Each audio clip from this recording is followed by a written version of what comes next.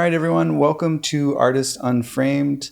Again, Artist Unframed is very much about broadening the conversation with artists beyond just product, career, all the things that we usually hear attributed to an artist. We really want to get to the human side of an artist, their journey, all of those pieces that we usually don't hear about when it comes to artistic life. And even artistic practice, the way that they approach artistic life and creative process. So today we have Kiana. Kiana is an actress and an educator, and we will learn more about that. And I'm absolutely excited to talk about the educator part. It's going to be hard for me not to jump straight into that. But what I usually do sometimes is I'll start with, so for you, when did you feel like you wanted to, like, even if you were a kid, like you had like an artistic aspiration? Yeah, that's a good question. I didn't know right away. Okay. But I always had this performative energy about me. And my mom will tell you from 3 years old, I was dancing on tabletops and singing at family events and things like that. Yeah. But it was just something that was fun. And Yeah. it wasn't until I was in high school. And long story short, I transferred to a performing arts school after joining a drama club. Yeah. And it just felt like home. So I was about 15, 16. Okay. Went on that journey for a couple of years, still didn't think I could make a career out of it. Yeah. But 2.5 years ago is when I decided that I was going to make a career out of it. Oh, wow. Okay. So you were super young in kind of like, just being performative as a kid and enjoying that attention. But for you, in the sense of a career path, it wasn't until a couple of years ago. Yeah. Yeah. Interesting. So what, I guess, in kind of thinking of like the middle of that time, like what were some of the things that you were doing, like, plays or anything like that? Yeah. So one of the first performances I ever did was as Dorothy. When I got into theater, was Dorothy and the Wizard of Oz. Okay. Yeah. And that like threw me into this world of theater. Yeah. So not just the acting part, but it was the singing and the dancing and the production and the costume. Yeah. And I absolutely loved it. And I did have the opportunity to go to college for acting. I got into the Emerson BFA program for acting. But at the same time, I also got a full ride to Hamilton College through the Posse Foundation. Yeah. And being the first in my immediate family to go to college, this was a huge decision for me. And nobody I knew had a career in the arts. Yeah. So I went with the scholarship money and I went to Hamilton. Yeah. I minored in theater and majored in African diaspora studies or Africana studies. Yeah. And I continued to put myself on that academic path for many, many years, still doing art and theater on the side, my free time. I had a career as a career coach as well, went into teaching. And like I said, at some point, I realized I had just repressed this desire for too long. Okay. So in between, it was it's funny because as a career coach, I was there coaching and supporting other people and pursuing their purpose and their dreams and their career goals. And here I am just kind of pushing it down further and further. And at some point, it was too much. Yeah. Was that an easy decision to choose education based in, the arts, knowing you didn't have family members in the arts? Was that kind of a no-brainer, or did you have like a moment of pause? I definitely did have a moment of pause. Okay. It really was, path A was Emerson College, do the acting, try to do it. Yeah. Path B was take the scholarship money, be an academic, and go that route. Okay. And I cried over it. Oh my gosh, yeah. I cried over it. I definitely had my moments where I'm like, did I make the wrong choice? Did I make the right choice? You know, am I fulfilling this destiny? Do I have what it takes? I had all of these questions, but I'm glad that it ended up the way that it did. Yeah. I'm glad that I went the academic route, because I think that actually funneled into the kind of actor that I am today. Yeah. No, it's a couple of things were interesting, and I definitely connect with. One being that idea of imposter syndrome. I think we all deal with that, but definitely in the arts, because it's just not structured and defined like your typical arts career. But the other piece is kind of how you spoke to, you almost now feel more integrated because you chose the thing that wasn't the arts piece. And I think that's always so important to highlight, is that you're a human first. When I'm like teaching, I'll draw a big circle that's like everyday life, then artistic life, then artistic practice, then creative process. And I'm like, it's all integrated. And you can't forget that your everyday life is going to influence, and you need to allow it to influence. Right. You need other experiences to inform your creative expression. And so for me, because this is totally for me, I want to hear about the integration of education and the arts for you.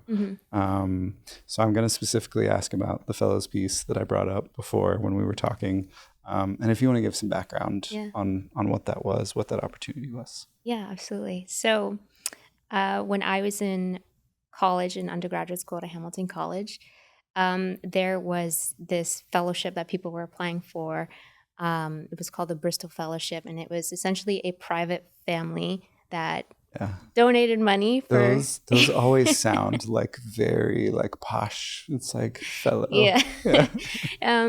So it was a private family that was offering this lump sum of money for, you know, these students to travel across the world and focus on whatever they really wanted to focus on.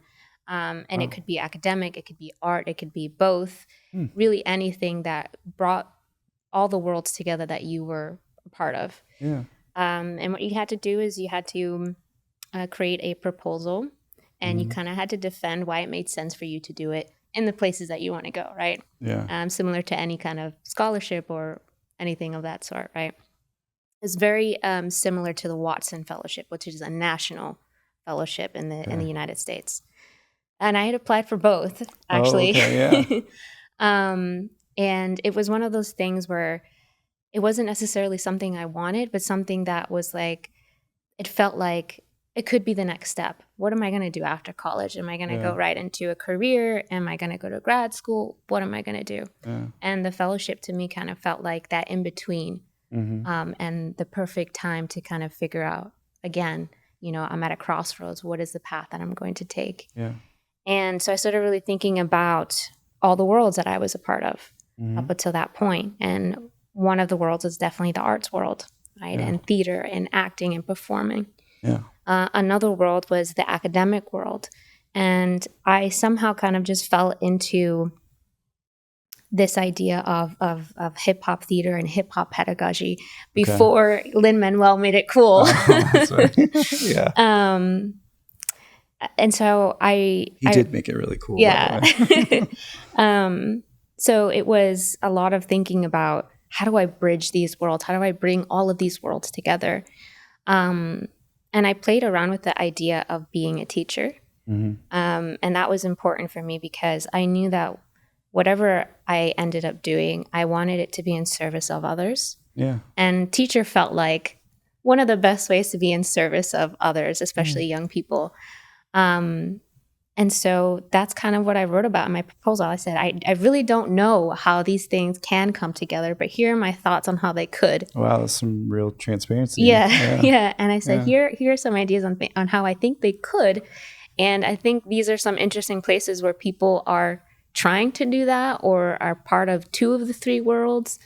And I just want to explore that and figure out, how do I translate that to a classroom setting? Yeah. And so I actually used the same proposal for grad school. Okay. At the Gallatin School of Individualized Study That's smart at New too. York University. Yeah, I love the school. Yeah. And I ended up getting both. Yeah. So I deferred grad school, went on this fellowship, traveled the world. So to give like some definition to it, so like what did your like the curriculum, or what did like a class look like for that? I'm really interested. The fellowship? Yeah. Yes. So it's a self-directed study, which means that you have full authority, full reign on what you want it to do, as long as it somehow fit into your proposal. So I traveled to Italy, Ghana, South Africa, and some other places in between. And I just kind of took classes in whatever I could find and talked to people who were in the theater world or who are in the hip hop world. And I just kind of journaled about all of it and kind of just documented, talked to people, did podcasts like this with people who were doing things in their community to really just absorb all of this knowledge and try to make sense of it. So there wasn't any one class. I wasn't going to a university in a different country or anything like that. It was really just, here's the money. Now go. Okay. So for you, did it feel more like kind of like a research project almost? Yeah, it definitely felt like a research, and it felt like a self-discovery project as well. Yeah.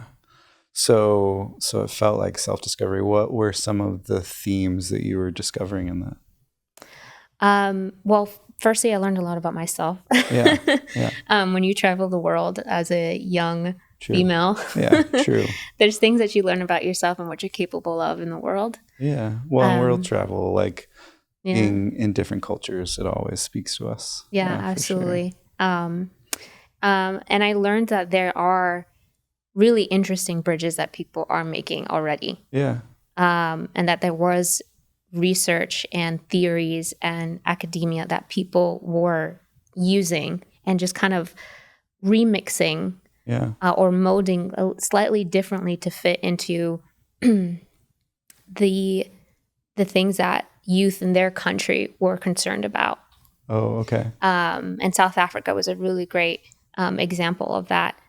And it gave me a lot of examples to use in my research when I did go to grad school. Okay. Yeah, no, and that's what I was kind of speaking to, and that's smart, is I have learned to recycle things. Whereas in the past, I always felt like I had to come up with something new every time. Yeah. And it's like, well, why don't we see if there's a theme and we can keep using that? That's really interesting. In the sense of each place you went geographically was doing its own sort of advocacy within the art for whatever issues were connected to their community. Did that look a lot different than kind of like the US, or did you find like similar issues?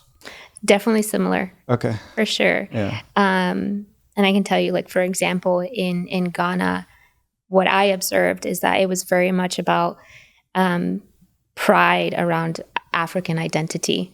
Okay. And in South Africa, where I was, it was very much about activism and also pride in African identity. It being much more complex in a place like South Africa, given their history. And then places like Italy, it was about immigration. And being active in that world, and what does it mean to be Italian if you are Black? Right. So it was interesting to see that there were very similar themes just across the world, in very different places. And I think that really speaks to the fact that, like you said, we're all human at the core, and we're all dealing with very human things, and the context kind of shifts slightly in different places, but at the end of the day, we're all striving, for the same things. Yeah, I've always felt like the greatest artists were able to put their finger on the pulse of universal themes. And they make it look easy. It's not easy. So for you, it's interesting at the connection. So was there what did you learn from that personally, and kind of seeing those different themes? Were you recontextualizing that in your own life or your own community or anything like that? I think that's an excellent question too. And I think it taught me how to be a facilitator. Okay. Rather than, and I say that, and I'll take a step back, because in my own education, it very felt much like our educators, our teachers were always the bearer of truth. Whatever they said goes, Yeah. And there was a way to be a good student and there was a way to be a bad student, but it didn't mean that you were a good learner if you were a good student. Yeah. And so that was something that I was unlearning by going to all of these different places and observing how people learned, how people spoke, and what their education systems look like, and all of these things. Yeah.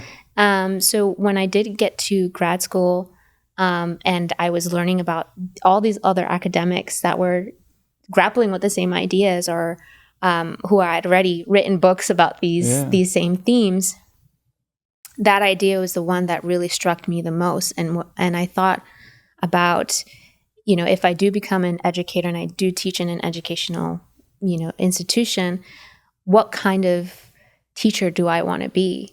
What kind of practices do I want to incorporate into the learning space? Yeah. And how do I want learners to learn? Yeah. Now, when you were saying it, in having to teach now, I'm faced with having to think about these things. But I feel the way that you feel. When I was in a classroom, it felt like the person at the front was the expert, and you were never to challenge that. And like you said, you could do all the right behavioral things, but then actually not be learning. Yeah. And so you'd be validated for your behavior, but in all actuality, you're not pushing back. You don't have an opinion. You're not actually discovering anything. Yeah. And so. And by the way, that's the student that I was. Okay. Yeah. No, so I understand it because I was that student as well. Yeah. 100%. Very quiet, absolutely did not want the spotlight on me, go with the flow. And it's strange in education how we're conditioned that way. I feel like for me, it was so much about compliance. Yes. To the point that it's almost like subconscious, like you said. I didn't even notice I was doing it. Yeah. And so for you, I think it's great that you're thinking of how does this feel for them, and really trying to craft a space where they're not feeling, oh, she wants us to jump through the hoops. Yeah. And you're like, no, I don't want you to jump through the hoops. I want you to actually connect to this, actually be present, think about how you feel about it, think about how, your unique story connects to, the content. Yep. Yeah, no, that's great. No, I really, the education piece is so interesting, because having worked in higher ed now, it's like you don't see it when you're in it. Yeah. But for me, it was new. It was like a form of elitism that I'd never really seen before. Like it was like academic elitism, it's like, oh, I'm really smart. And you're reading these books that make you, I feel smart. And you're using words that, you didn't know, and you learn, you're like, oh, there's a language to this. There's a culture to this. And I'm adopting it without really thinking about how it's affecting me as a person. Yeah. Yeah. Yeah. No, I think that's so important. And as we were talking before, the connection between the artist and facilitation is everything. Yeah. So like for me, I had a training in screenwriting, but yet here I am doing a podcast. I never would have thought that I would be here, but I think all artists, we really do ourselves a disservice by closing down the opportunities to say, oh, I'm an actress. I can only be an actress. And, as you can tell, like, that's not true. Right. So I love the education connection to your story. I'm curious so like you're doing all these things and I'm sure you're communicating to family. What was that like? Like kind of like translating almost, and what were their kind of reactions to what was going on? So in terms of my family? Yeah. Yeah. So my mom has always been really supportive of really anything that I wanted to do. Yeah. And apparently, I don't remember this, but apparently I made it very clear to her when I was younger that at some point I was going to move to New York City and I was going to live there, and I was, going to do the New York City thing. Yeah. Which I eventually did. Do you know like where that came from? Like this, no idea. Like this idea of New York City? So when I was younger, I think it was my 14th birthday. Yeah. I asked my mom to take me to New York City. Oh. And she was like, well, why? I was like, I just want to go. I want to see it. Yeah. And we went, and I guess apparently on that trip was when I told her, hey, one day, I'm going to live here. This is where I'm going to be. And my mom told me that her response was, over my dead body. Oh my gosh. And I can totally understand that, her being my mom. And, my immediate family is in Lawrence in Massachusetts. Okay. And nobody in our family kind of really ventured out, didn't really travel outside of the U.S. And then here I was, this kid with like really big dreams of going to New York and, traveling across the world. And family didn't really know where that came from, given that everybody nobody in my family was ever like that or ever experienced things like that. So that's all to say that my mom always knew and was very supportive, even if it wasn't at the start of it. Yeah. More so just, I guess, out of fears of the world. I was about to say, having kids, it's like you're just imagining, your kid in a city and it's dangerous. And I can see that for sure. Yeah. So when it came time for me to go to college, and I owe this to my mom, she really instilled in me the importance of higher education. Yeah. And she really didn't care what I went for as long as I went and I explored and I learned. So I knew from a young age that was something I was going to do. Yeah.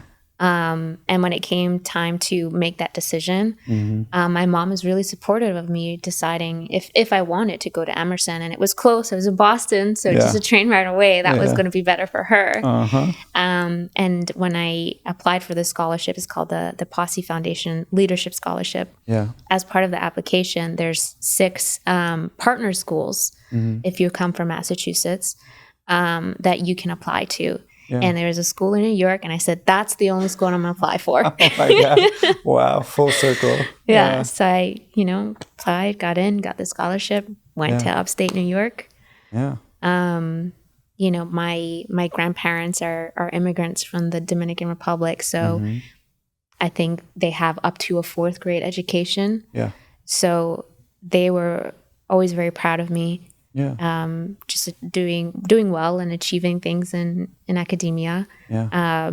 They were also really supportive. I think they had their reservations at the point where I did decide to make acting my career. There were some reservations, but overall really supportive because they've seen me travel the world and are like, whatever she wants to do, she's going to do it. She'll be fine. Yeah. So like I said, I think things happened the way that they were supposed to happen. Yeah.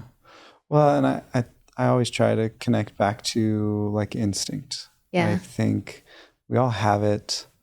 Some of us are more aware of it than others. And sometimes it's subconscious, but I can hear it already in your story. Like when you had the first 2 schools and you were like, no, I know this one makes sense, but I feel like this is the direction I'm headed in. And I love that your family, was supportive as well, even though like not really having context for those experiences. But I also really believe in that idea of Joseph Campbell for screenwriting has the hero's journey. And like the very last step is to like return with the elixir, which the elixir is like what you learned. Yeah. And so I always love that part of what you bring back to your family. And so like you coming back changed, really improves and changes the dynamic in ways that I'm sure that your family was picking up on. I just love those stories. Yeah. Like, and I'm sure, you had a lot of like kitchen conversations about, like what was going on in your life. Yeah. Yeah. So I guess I want to turn to this idea of acting. So I feel like you've instinctually followed the educational track.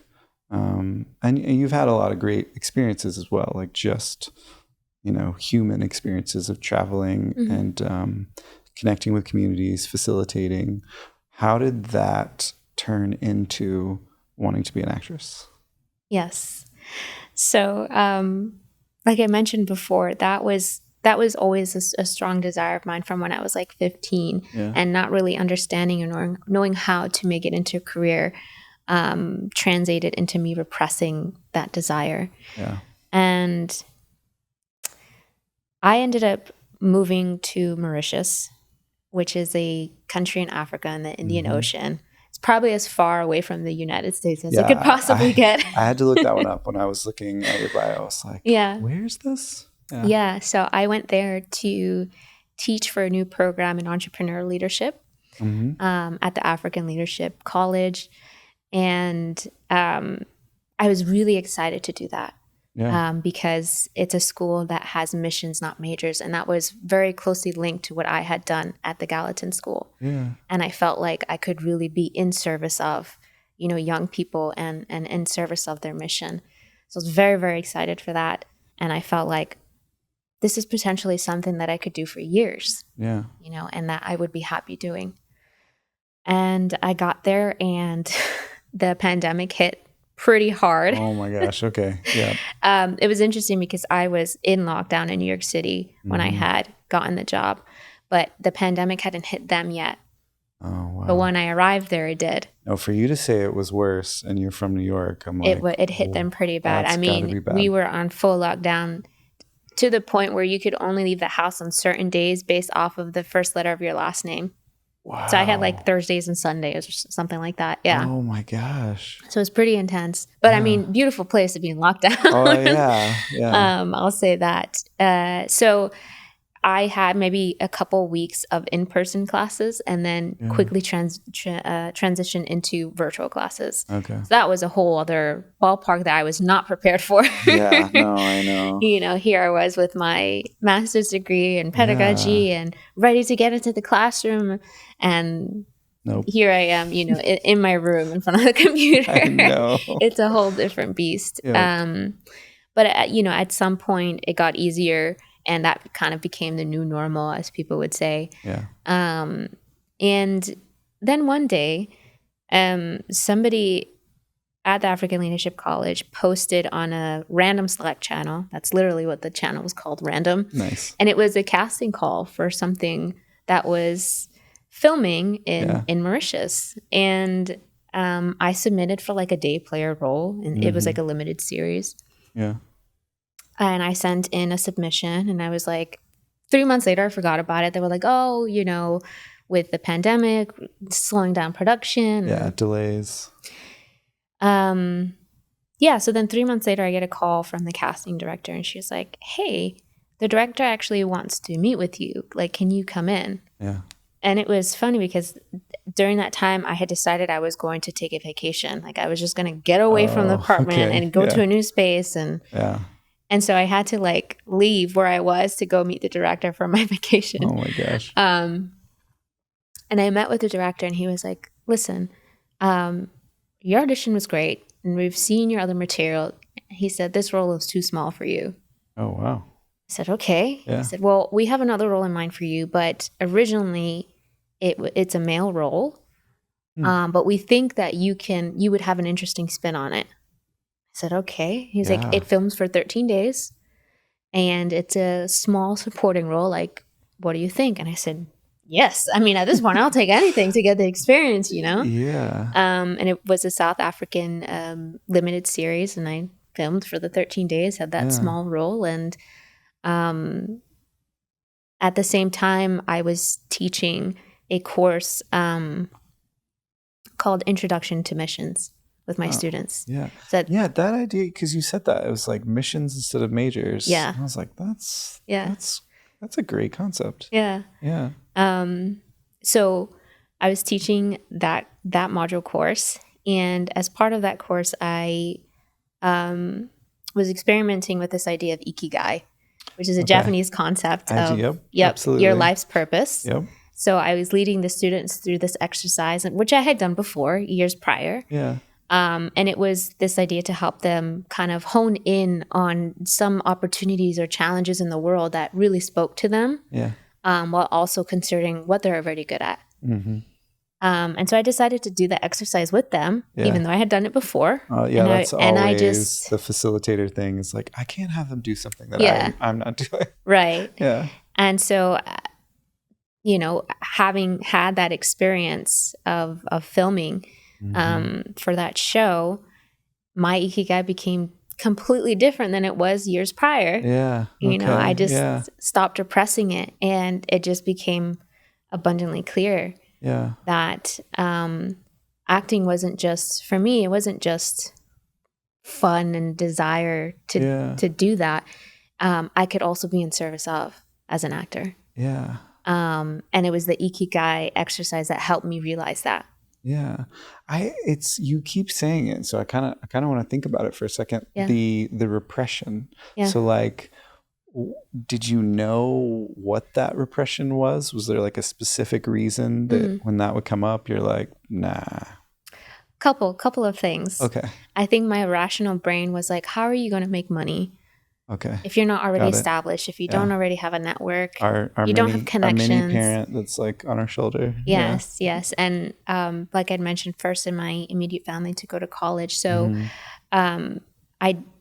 growing up, I didn't have many financial resources. Yeah. So if I failed, I was going to fail really hard. Yeah, there was, you kind of felt like there was no safety net. Yeah. For sure. Definitely did not have a safety net. And then also too,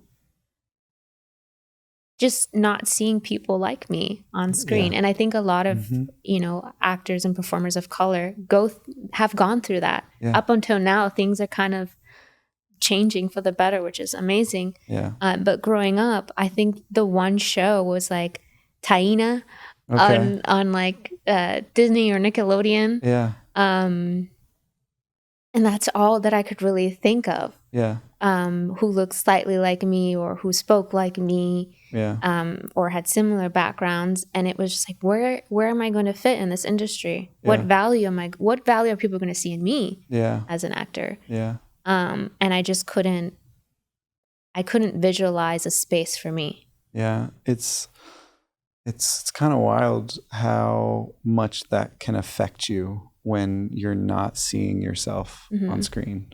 And obviously representation is so important. And like you said, it's now becoming a topic that we're talking about. I'm not seeing the change enough in content yet, but we're talking about it more, which is good. Yeah, at least. But from like an identity standpoint and like seeing yourself in the world is so important.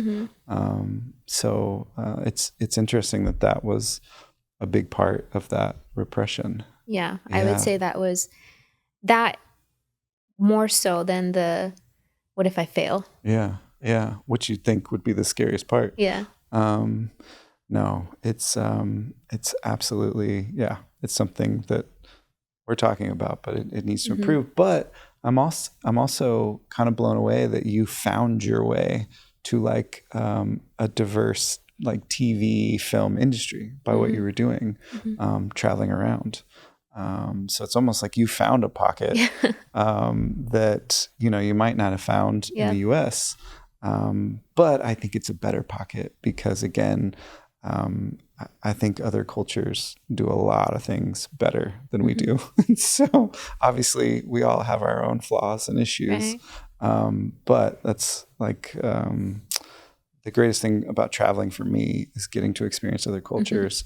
And part of that is diversity as well. So no, that's really interesting. That idea that you just couldn't see yourself. Yeah. And so it just felt like, I don't know if there's a place for me in that. And then the other piece that was interesting that you brought up was the role of it was for a male, and then they were tweaking it. What like it's just such an interesting tweak. Like for someone just to say that, like, oh, we've got this male role that we want you to do. Like, how much did you have to change and like massage the content? And were you having to figure that out, or did they do a rewrite? Like, how did that work? I think a couple of things happened. I think they put out auditions and just weren't finding strong enough actors for the role. Yeah. And I guess when they came across me, they just had this interesting idea. Well, does it have to be male? Yeah. And it was one of those roles where you're like the leader of a group. And more often than not, those go to men. Yeah. Right. And so I think at the core of it, they were just looking for an actor who was strong enough to carry that energy as the character. So I think the only major changes they made to that role was the name. Was the name and just kind of wardrobe, what they That's would wild. imagine this person's wardrobe would look like. Yeah. I'm shocked. I figured that would take a lot of change and shaping and content to be able to transition a role like that. So the fact that they left it and it was just small tweaks is fascinating. Yeah, that's really fascinating. So you acted, how many weeks was it? It was about 13 days in total. 13 days in total. And so for you hadn't really had like an on-set experience, right? I did like student films, short films. Okay. I hadn't done any commercials at that point. Yeah. So I was comfortable being in front of a camera, but on a production that large, I was just like, I have no idea what to expect. So that was definitely my first kind of entry into that world. Yeah. Well, and I kind of I want to connect back to that idea, and I promise I'll come back. I know I can be confusing sometimes. So in that idea of representation, have you been working on content to, kind of add to being able to create those opportunities for others? In terms of like making my own work? Yeah, like I just wondered if like, ideas or, like are just coming up, or if you're working on things, or if you're shaping material. I was just curious. So that's an interesting question, because I realized that my greatest strength is in acting, is in taking a script and then finding the human, humanness in it. But I'm also very intentional with the roles that I take and the people that I work with. Gotcha. And for me, it's really crucial that whoever the writer is or whoever the director is open to collaboration, is open to hearing my ideas, and is open to just having a conversation about the direction of, the character or the message of the piece. Yeah. And I think that's where my greatest strengths are, is that collaboration. So even if it's not my idea, I will care about it as much as if it was my idea. Yeah. Yeah, no, and it's I just think that's such an amazing thing that you're bringing that up, when most they're just happy to get a role, much less, oh, well, if I do accept this, I would like to be able to collaborate, and I want to know that my voice is going to be heard. Yeah, that's pretty incredible. Yeah. It does mean that I'll go months Oh, yeah, I without know. work I sometimes. know. Well, but you know that you'd rather have those opportunities that Yes, you're connected to absolutely. than something where you know you're going to be shut out. Absolutely. Of And I'd the rather have that. Yeah, yeah.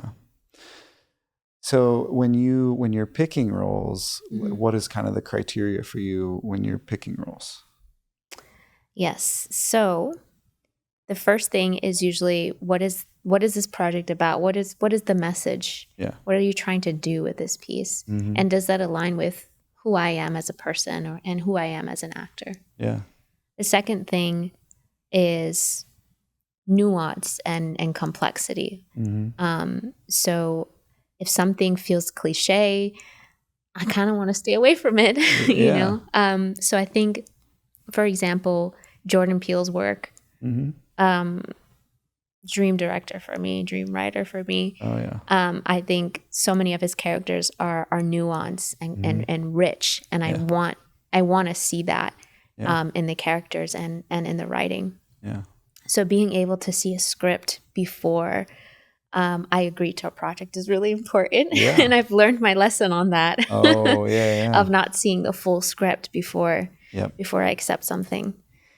So those are two main criterias. And then, like we've already talked about, who's attached to the project. So the writer, director, are they open to the collaboration and the conversation? Yeah. What are some of those values that you're looking for that connect to you when you're looking at content? One is this idea of representation. Okay. So not necessarily, I know diversity and representation often get muddled. I know they get commingled. But for me, it's more about representation. Yeah. You know, I'm looking for collaboration as well.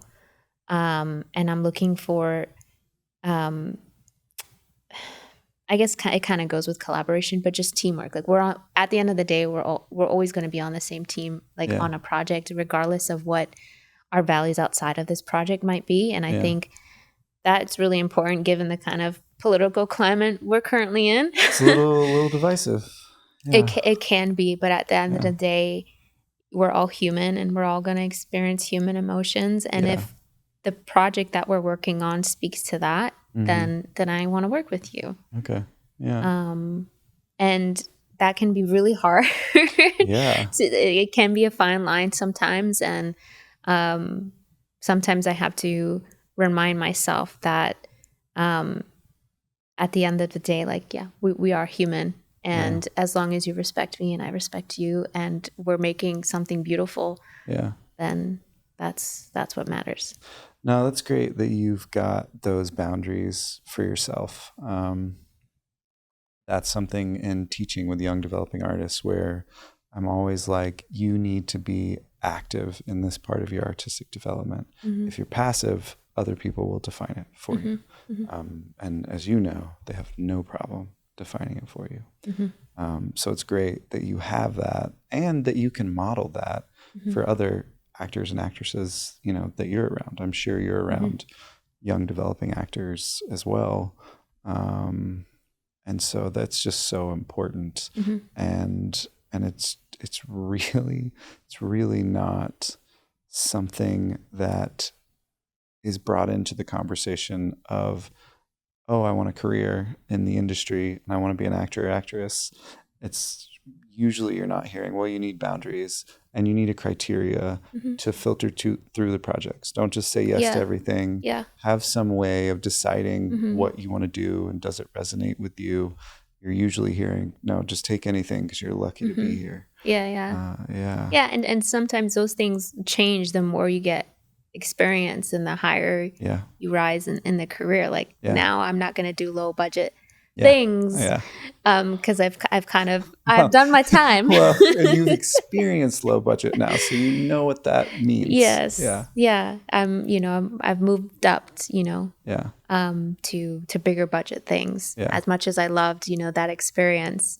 At some point you got to move beyond it, right? So sometimes those no's can be hard. too, because I'm like, I love that idea. If it's been a couple months, sometimes it's hard to say no. Sometimes, absolutely. Yeah. Well, I'm curious because you talked about the collaboration piece. Can you give like a specific example of what that's looked like with a director, whomever? Yeah. So I did a project a couple years ago where I was the lead. It was a massive project. We had 30 days of filming. It was the longest I've ever filmed anything. And spoke with the director, and he had this idea that my character would speak in an accent. Okay. Like a Hispanic accent. I was about to Latino say, accent. Okay. Yeah. And, inside my immediate reaction was like, oh, of course. Why would you even say that? Like, here we are. I didn't say that though. Yeah. What I did say was, why? Yeah. What's the reasoning behind that? Mm-hmm. And I think that resonated with him because even he had a hard time articulating that. Yeah. And we came to the conclusion that the character does not need to have an accent. Yeah. And in fact, it would resonate more if she didn't have an accent. Mm-hmm. And here's why, speaking with the director on how that made sense for the communities that this was for. Yeah. And I said, doesn't mean that other characters can't have an accent. Yeah. But I think this character, given, their second, third generation, they would not have an accent. Yeah. Well, and I think you nailed it by asking why. Yeah. Because it's like, okay, I hear that creative choice that you'd like to make, but what's the meaning behind the creative choice? Yeah. And what I love about this director is that he was open to having that conversation. Yeah. And it was never about ill intent. Yeah. Or anything of that nature, but the fact that he was open to having that conversation, I was like, okay, that's the kind of person I want to work with. Yeah. No, that's absolutely great. I love the way that you did that, and being transparent in the sense of like, I had that moment where I rolled and went, oh, okay, here we go. Mm-hmm. And it's like, okay, how do I approach this? So that's great. Yeah, it's great that he was open to that feedback. And I can only imagine what it's like navigating that. Mm-hmm. It's interesting. It makes me think of, so have you ever had any thoughts about directing? I have. Okay. I don't think I'm ready for that. Yeah. I am the kind of person that will immerse myself into that world because as an actor, I'm on the acting front. So I do get to see some of what it's like to be a director. Yeah. But I would love to just like shadow a director for like a week or like a month or 2 months, you know, whatever it takes to really understand, what it takes to be a director. Cause I think it's so much more than, the camera work of it all. Yeah. There's so many different hats that a director actually wears. Oh yeah. So I would love to immerse myself in that before I ever jump into that world, but it's something that I thought about. Yeah. Yeah. Well, and I know it'll feel like I'm like going back to this, but like I can't help myself. As you've interacted with content, you've been on different shows, are there any themes that are starting to bubble up for you of maybe one day I try to shape some content around this idea?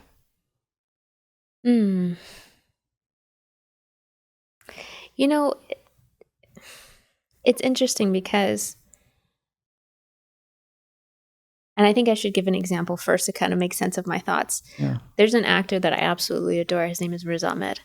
He's a British Pakistani actor. He did The Night Of, which he won an Emmy for. He did The Sound of Metal. Oh, he's done a whole bunch of projects. Yes, The Sound of Metal is like, just I swoon. Like I don't know what to say.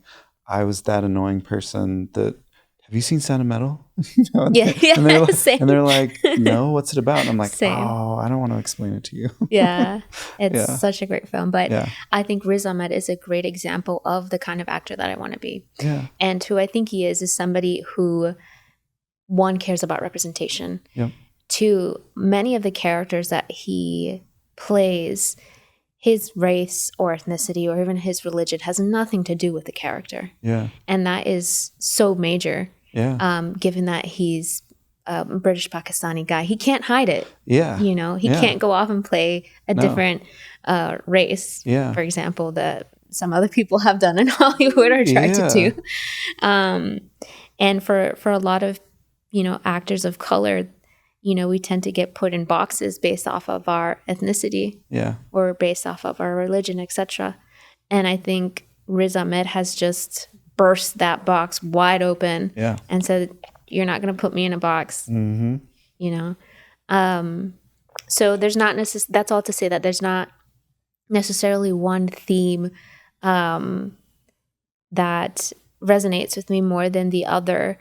I just want to be at a place where I can just play a character, and my being Latina really isn't at the core of who that character is or their experience.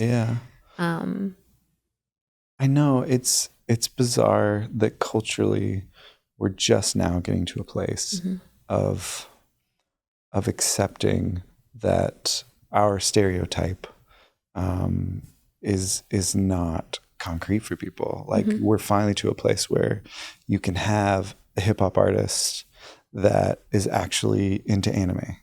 And really into anime, or a hip hop artist that wants to do indie music.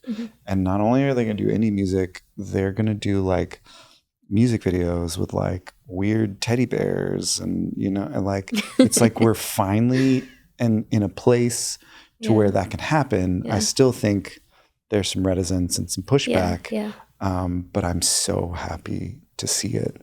And I think it's fascinating that you chose Riz Ahmed, because I'm just, you know, I'm thinking back to Sound of Metal because it's been so long since I saw it, and he won an Oscar for that, right? I think he definitely won some awards. I feel like he was at the Oscars, but I feel like it felt like redemption for me, like, because I chose that movie for so many categories, just going, I don't care that it's going to ruin my ballot and I'm going to miss all these, because this movie was fantastic. Fantastic. And fantastic in the sense that it really made me feel something. You know, less that, you know, most would say it fit like the indie format. I'm like, I don't care about any of that. It really made me feel strongly for this character. Like he really put you in that place. But now I'm thinking of what you're speaking to, of he was able to play, you know, like just a standard American musician. Yeah. You're right. Like he really does. And in that itself is representation. Yeah. No, because it's so bizarre that it's like, it's just human. Like, you know, this would be a weird example, but it's like, you know, just like there's a kid in Ohio that loves death metal, there's a kid in Africa that loves death metal. And they're, you know, wearing the same clothes. They might be listening to different bands based on region. But it's the same. It's the same connection. Like the connection's universal. So, yeah. I mean, I would love to do like a Kill Bill role one day. Oh my God, that's what I'm talking about. You know? I was trying to remember who was the first fight with in Kill Bill. They had the big fight scene in the living room. Who was that? I know I shouldn't go here, but I'm like, I absolutely was blown away by that movie. Yeah. Who was it? Oh, okay, Black Mamba, but I can't remember her name. But that was a fantastic fight scene, and I loved the the different villains that were brought in. Yeah. You like, you're sparking my brain for like, oh my gosh, yes, I've seen this, and you're totally right. I mean, you know, obviously love that movie because it's a female lead. So, you know, Quentin Tarantino can be divisive. That's a whole nother, you know, conversation. Yeah, sure. But even for me, I'm always looking for female leads for like TV shows, movies, because it's just rare. Like you said, it's normal to see a male lead. It's just, you know, people are just used to it. Yeah. Yeah. And I've with the roles that I've taken most recently, I've tried to take on roles where you don't normally see women. Yeah. So just recently, I played like an ICE agent, which in itself is really complex, given Oh, that yeah. I am Hispanic. Yeah. But the character's really tough, Yeah. you know. And when people see me, and I'm 5'1", Yeah. you know, I'm petite. You know, there's people usually have certain ideas about what I'm capable of and what I'm Yeah. not capable of, and Yeah. just wanting to take on these roles and be like, no, we can do this too, not just Yeah. for myself and what I'm capable of, but like the next actor that comes. Yeah. You know, it's not, and I've been turned down for roles solely based on my height. Yeah. Yeah. No. You know, it's just really sad. I know it's really strange to say, but like, you know, you try to say that for young developing actors, like sometimes it's petty things. Yeah. Like things that you have no control over. Yeah. So yeah, the intentionality is a lot about representation. Yeah. You know, and making that room for the next actor that comes. Yeah. Yeah, I can see for you like breaking stereotypes is probably like a strong theme that you would feel in, you know, shaping content. Yeah. And again, I love Riz Ahmed as an example of that, because you're right. Yeah, he really has done a lot of different roles. Marshala Ali is another one. Yes. That, oh my God, like Moonlight was another one that just, oh my gosh, yeah, he blew me away. Like just in like the sense of, you know, range. But he's done so many different roles. he really has. Yeah. Yeah. No, that's true. It's fantastic. Yeah. Well, I look forward to seeing that content one day. But yeah, I think it's always important to speak to the uniqueness and why that's important as an artist. It's like only you can bring the story that needs to be brought, and getting to know that and being intentional about that is so important, because it needs to inform, you know, your creative expression. So that's great. And no, I mean, I genuinely mean that. I look forward to like seeing some content. Yeah, one day. One day. Yeah. No, I'm thinking now. So what, in the roles that you were doing, like what's your most recent role that you were in? Well, I'm going to do one tomorrow. Oh, okay. Yeah. It's a proof of concept, and it is kind of like a Kill Bill role. Okay. So I might have spoken that into existence. Yeah. And that's going to be really fun. And for me is, you know, fingers crossed we get to make it into a feature length film, and I really get to play around with being like a martial artist. Okay. And just being like badass, Yeah. being a badass woman. Yeah. So that's happening tomorrow. Okay. Nice. And then recently I had, you know, this role where I play an ICE agent. Yeah. And that character is really complex and what happens in that storyline. Yeah. And I have a film coming up that I'm very, very excited about, where I play the mother of a young deaf boy. And she speaks to him pretty exclusively in American Sign Language. And sign language was something that I was very interested in learning when I was in college. I took a year of American Sign Language. Yeah. And in my early years as a career coach, I worked with a few deaf folks. So I was able to put that ASL to practice. And now I get to put it to practice in a film. Yeah. And it's just a beautiful, beautiful story. Yeah. So I'm really, really excited for that one. Yeah.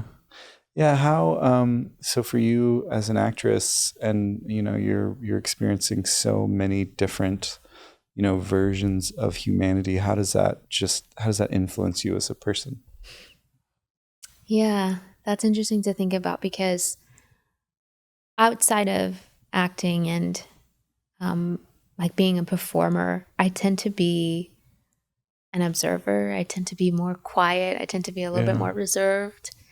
And going into these roles and being on set and performing, not only am I learning about just other people through the character, I'm also empathizing with myself going through those emotions. Because your body can't really tell the difference. You know, the brain can't really tell the difference whether something's really happening or not to you. So you really feel, at least for me as an actor, I really feel, you know, what the character is feeling. And sometimes that means, you know, I have to cry for the next hour because of what just happened. You know, and that provides me with a lot of empathy. Not just, you know, for that character or this made up character, but for somebody else in the world who might have experienced that thing or may know what that feels like. And so outside of being an actor and just walking through the world as a average person, I think I tend to have a lot more empathy for people and just a lot more awareness of the space that I take, of how I can be in service of others, and, you know, what I can just offer to other people, regardless of who they are. You have to be really aware of that. And the reality of how you're affected by a role, you know, that's not something I'd ever think of where the scene's over and you're alone and crying yourself. I'm sure you really have to take care of yourself in those moments. Like how do you do that? What kind of framing do you have to help ground yourself when you've, you know, so willingly put your whole self into something and, you know, you kind of have to like find yourself again?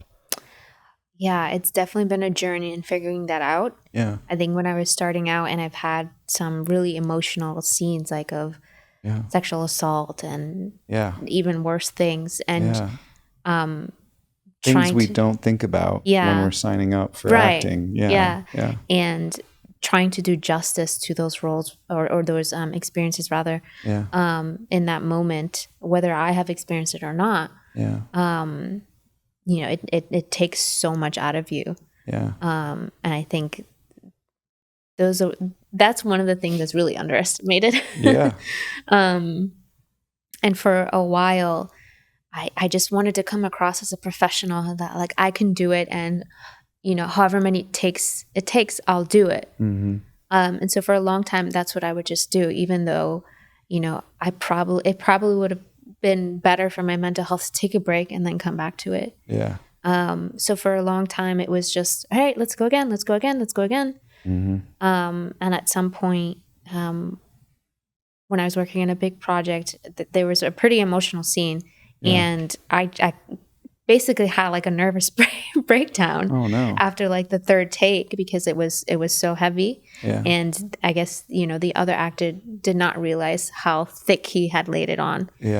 And I had to run out, and people had to run after me and just like calm me down. And I realized, okay, I can't ever do that again. Because that in itself also messes with your professionalism. You know, it's not just about acting, and it's about how you show up as the person who's going to do the acting. And so realizing that I need to speak up more and say, you know what, I think after this take, I need to take a break. You know? And so it goes back to, you know, who are you working with? Who's attached to the project? And are they willing to hear you out in those cases? Because sometimes, you know, people don't realize, they underestimate it. And it's a concept that I bring up a lot with young developing artists and teaching, is like, sometimes it's not just, you know, the industry and, you know, what can happen with toxic cultures and things like that. Sometimes we're our own worst enemy with being driven. And so, you know, for you, of like, next take. And how you were able to transition that to, no, this isn't healthy for me. I've got to give myself the permission to, if I need a break, I ask for a break. Or even sometimes you let people know that you're taking a break. Whether they approve it or not. Right. No, it connects to autonomy and agency, which is so important. And for some reason on film sets is murky. And I don't know if it's just because there's like, depending on what size crew you're talking about, 30 people in the moment with you and like you feel the pressure of that. I'm not sure. Like I don't and in another interview we kind of talked about film industry is not like a typical job where you go to HR and here we're gonna watch these videos and then we're gonna this will onboard you and then we're gonna come over and we're gonna it's like that just doesn't exist. And so it's interesting that agency for some reason gets sacrificed. Yeah, and I don't know if it's because it's for the greater good. Like I don't know. Yeah, for me, it was, yes, I wanted to appear as a professional because I wanted them to refer me to other roles, to other projects. Yeah. I wanted them to say good things about me. I wanted them to say, yeah, she's on it. 3 takes, she's done. Reliable. Yeah. Yeah. She's value for your money, kind of thing. But yeah, at some point I was really sacrificing, mental health. Yeah. And my well-being. And so, yeah, that value of, are you a collaborative? Are you willing to have conversations and be open? So now I know to have those conversations before, we do the scene and here are my boundaries. Here's what I need from you. Can we meet somewhere in the middle? I know we're on a time crunch. How much time am I going to have kind of thing? Everything is a time crunch. Right. Yeah. Oh my gosh. Yeah. Yeah, so that it is kind of like an interview at the start of, a project that I might be interested in, because that will be a deal breaker for me if, the people attached are just not willing to have open conversations. Well, it's so smart to try to suss out those mentalities up front. Yeah. And that, honestly, they're kind of easy to provoke, to get a sense of, are you going to be someone that's not going to treat me like a human with decency and think about my limits? Yeah. Learned my lesson on that. I know. Well, I know. Well, it's just, you don't know, like... You don't know what you don't know. Yeah, you really don't. Like, you don't know that, like, there's so much involved and there's so many different scenarios and you're not used to content and you just kind of have in your mind, well, I've seen X amount of movies, so that's the content. And it's like, no, there's so many different genres and some of those genres can get pretty heavy. So yeah, no, I honestly had never thought about kind of sussing that out before to get a sense of like a director's mentality is important.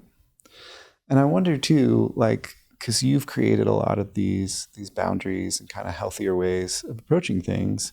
Have you kind of mentored other actors or actresses or had these conversations before with them?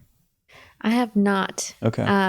It's something that I would love to do because I think it would bridge, 2 worlds that I really care about. Yeah. But this brings up another topic for me, and I wonder if you're interested in it. Yeah. Is that I don't have many actor friends. Okay. Interesting. Interesting. Well, that might be to get away from the everyday work. Maybe I don't know. Yeah. Yeah, that is interesting. But and sometimes I do feel funny. Yeah. Offering advice in this space because the process is deeply, personal. Absolutely. Yeah. So I try to be more of a listener in these scenarios. Yeah. And just trying to offer, kind of like moral support or emotional support in many cases. Yeah. But it is something that I would love to do. Yeah. Yeah. Yeah. No, I just wondered, because I think mentoring is very much a part of filmmaking. I think for me, going through film school is where I really saw that. But as I watched interviews and, you'd see where like an established actor could see something in a new actor, and they were like, hey, let me go ahead and give you the shortcut to this so you don't have to go through what I went through. And that's mentoring. Like, I know it doesn't fit our normal model for what that looks like, but I'm like, that's what it is. A mentor is looking out for you, utilizing their own story to kind of speak into those moments. And I'm sure you've seen what you dealt with other actors and actresses as well, where they're going too hard. They're not leaving space for themselves. Yeah. No, and that's interesting of the community part for you, of like, don't have a lot of actor friends. It makes me curious to be like, I wonder if that's just like a thing. Like, like the last thing you want to do is hang out with actors and actresses. No, that's great. And I think it goes back to the culture on film sets. I guess this is kind of my utopian dream, is that this is happening, but I know, when you're on a film set, everyone's got a purpose and a duty, and everyone's driven, for a certain mission. So I don't know that it always facilitates those types of moments. I mean, sometimes it can be really easy to make fast friends with people on set, especially if you're doing like a really fun commercial. And then it's like, okay, you live in New Jersey, I live in North Carolina, you live in California, we're never going to see each other again. Exactly. So we might be friends on social media, but like, deep friends, that's not going to happen. And then sometimes you're on other sets where people are just in their zone and you're not speaking to each other until you're in the same scene. And it's like, okay, we're cordial, we're co-workers, but we're not going to be friends. So it's, for me personally, it's been really difficult to find, actor friends that like are people who I would consider in my circle. I definitely know a lot of actors. And can call upon actors if there's like an open role who I think, they'd be good for. But in terms of like a close circle, that has been more difficult. No, it's, for some reason I have that thought in my head of what you said about the professionalism piece. And I wonder if that keeps a level of vulnerability out. I think for me, that's very true. And I think that comes from a hyper awareness of knowing that I am a minority in this world, right? And in many cases, I might be the first, Latina that a director might have worked with, right? Or whatever the case may be. And so that translates to me, just trying to be hyper professional and not to have any excuse for them to, potentially not work with somebody who looks like me again. Right. Or me. I've, I think that also translates just even outside of acting in what I've experienced in the world, and just knowing, even like when I was in college, like 82% white, maybe more than that. So very used to being in spaces where I am not very well represented. And wanting to present myself in such a way that I'm never giving anybody even the slightest excuse to think that I'm not professional, or I'm not worthy, or I'm not whatever enough. Now, even for you, that you have to keep in your mind, I could be the first Latino that they're meeting. Like I'm defining, for them. That's a lot of pressure. And acting is already pressure filled. So you're really holding a lot in those moments. Do you have mentors that you're able to like talk to these, about these things, to kind of gain perspective, or? Not really. Okay. I wish I did. I think, especially because 2 years ago is when I decided to, leave my full-time, very stable job to do this. A lot of the mentors that I did have were, in the academic space and in the education space. So transitioning into the acting world, I didn't already have those connections or those mentors, but I did have a professor at Hamilton College, Professor Mark Cryer, who just in his essence was a mentor. Yeah. One of the few Black professors on campus. And he was just that kind of person who would give you as much information as he possibly could, about the acting world, and just try to prepare you, especially emotionally, for, what was going to come. Yeah. And I distinctly remember him saying 2 things. One, the first rule of acting is to take the free food. Oh, yeah, of course. Absolutely. And that has really stayed with me. If there's leftovers at lunch, that's going to be my dinner, because sometimes you're on set for a really long time and you get only one meal. Yep. That's part of, the deal. You go home and you're too tired to cook. You don't want to order out. I've got this leftovers for lunch, know? And so I always do that. Yeah. And then the second thing he said was, if you're ever in a bind and you've got to pay rent, send a check for your rent, but don't sign it. That'll give you an extra 2 weeks to come up with rent, because you can just, they'll call you and be like, hey, you didn't sign it. Oh, I didn't sign it. Oh, I'm so sorry. Let me send you another one. Yeah. It gives you about 2 weeks to catch up to that, True. So it just like really practical stuff that he taught me. I super appreciate that. So shout out to Professor Mark Cryer for that. Yeah. Well, even the emotional side is important. Yeah.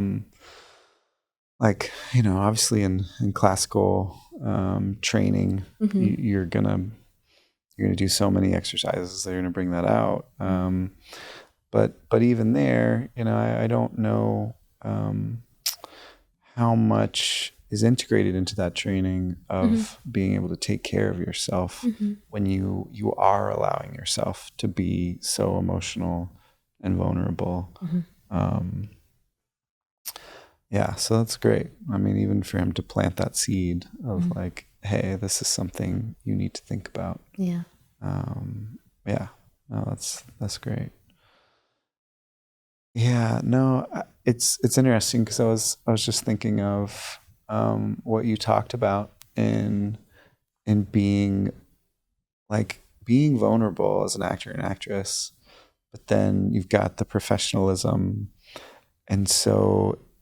What does that feel like when you're laying your whole self out there, but yet you're pulling it all back in? It's almost like if you were luggage, you're letting everything, all the clothes out, and then you're like quickly pulling that back in. Yeah. Yeah. I mean, I've it's hard. Yeah. Sometimes it can be easy, like on a commercial set, and it's just fun and natural, and it's easy to hear cut and just be like, there's no issue here. I can go right into the next take. Yeah. And then sometimes it's like a really emotional scene, and I just need to get away from everybody. Yeah. And just be in my own space, and it's nothing personal. Yeah. And I just go back to this idea of empathy, and we're all human, and a thank you goes a long way. Yeah. And so I try to be really mindful of that. If I do need space, if I need to step away, I'm saying thank you for that. I appreciate that. I see. I need a minute. I'll be back. Yeah. So if it's the key grip, whoever it is, they're getting a thank you. Yeah. And being recognized for their part in the whole project. Yeah. And I feel like that can go a long way in just when you do need that time. Yeah. They know it's not personal. Yeah. No, that's great. I never would have thought of that, because we were kind of talking about that idea when you've got 30 people standing around you that are all there for you, Yeah. and And you've got the professionalism in your mind, a way to create a space for you to get away, but also to acknowledge them and their work is to say thank you. Yeah, because everyone truly plays an important part in putting the project together. You know, without the light, without the key grip, things are not going to look that great on the screen. So everybody's role is really important, is really crucial, and it's not just the actor. So I that's really important for me, is just acknowledge everybody who's there. It's like I really want to kind of connect to that, in that, like, seeing people is so important. And it sounds strange that, like, on a film set, like, that seeing someone wouldn't be obvious. But really seeing someone is completely different than just like, oh, hey, how's it going? It's like, no, I see the work that you do and the effort that you put in. And, just like you take care of yourself, like I need to take care of myself. And so honestly, I think that's a great way to end our conversation, is in that space of taking care of yourself. If there's, and this has come up a couple times in interviews, is that we're human and we need to take care of ourselves. This type of work is at times overwhelming, at times really invasive, in what it sounds like, definitely for you as an actress. And so we have to be aware of that. We're not superhuman. We can't just grind our way through everything. We really need to tend to ourselves as humans. One of my favorite quotes is by Maya Angelou, and it says, "People may not remember what you did, but they will remember how you made them feel." And I think that's very true for me, as not just as an actor, but as a person. No, it's great. It gives that meaning behind that thank you. It's like, that's what's behind that thank you. Yeah. Well, thank you so much for doing this. Thanks for having me. Yeah. Well, this has been a great conversation. Thank you. I hope you enjoyed that interview. If you would like to support this channel so that we can continue to make episodes like this, please hit that subscribe button and also hit the like button. We would also love to interact with you. If you could comment down below, we will absolutely respond to your comments. If you would also like to get more information about Artist Unframed, we have a website. The link is in the description, and we also have social media information in the description as well. Thank you so much for being with us today.